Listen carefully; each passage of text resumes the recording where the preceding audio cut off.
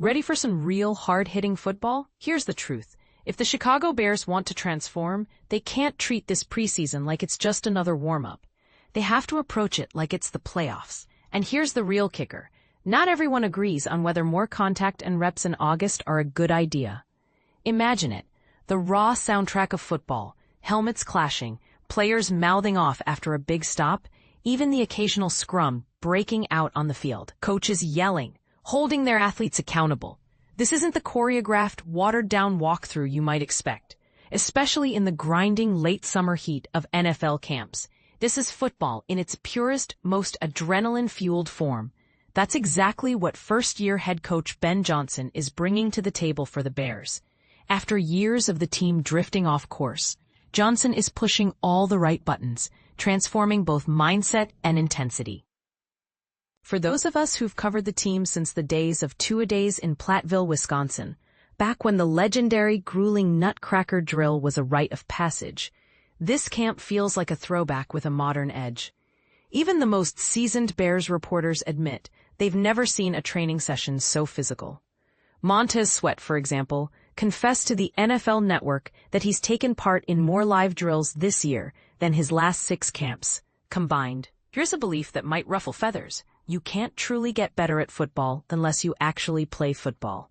And frankly, the Bears have plenty of ground to cover if they want to climb the league ranks. Things finally make sense at Hallis Hall, and as famous broadcaster Hawk Harrelson would say, "Don't stop now, boys." Friday, the Miami Dolphins roll into town for a joint practice, one sure to spotlight where both franchises stand. But here's where it gets controversial. Scrimmaging against the Dolphins isn't a replacement for actual preseason game experience. Ben Johnson needs to give nearly the entire roster meaningful playing time when the Bears suit up again on Sunday. Outside of ultra-established veterans like Joe Thuney, Grady Jarrett, and perhaps Jaquan Brisker, everyone else should be taking snaps. Remember last year? Matt Eberflus went easy during camp and the preseason, only for the Bears to get steamrolled by the Packers when the games counted. Go back further. Matt Nagy admitted that holding players back in 2019 was a misstep. Yes, injuries are always a risk, but veteran players will tell you, nothing gets you ready for a full contact season like actual hitting and live work. Take quarterback Caleb Williams. You've likely heard about his up-and-down training camp, learning yet another offensive system. The Bears have encountered steady growing pains, penalties for snapping the ball late, linemen confused about their alignments. It doesn't mean Williams isn't the answer, or that the offense is doomed for 2025. It just means practice is vital. Let's put it this way.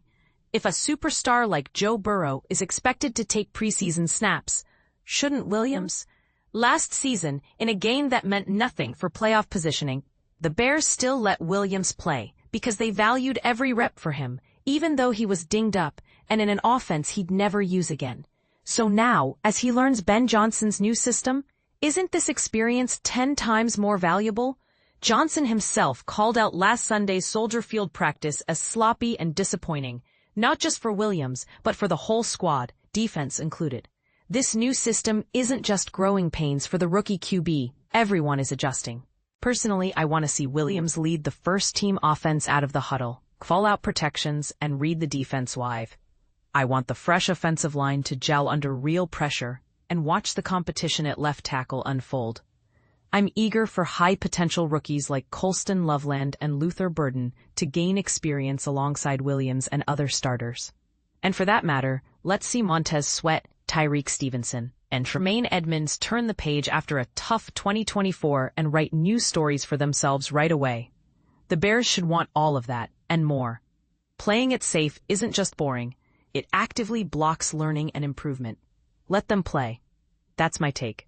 Now here's what most people miss. This approach isn't for the faint of heart.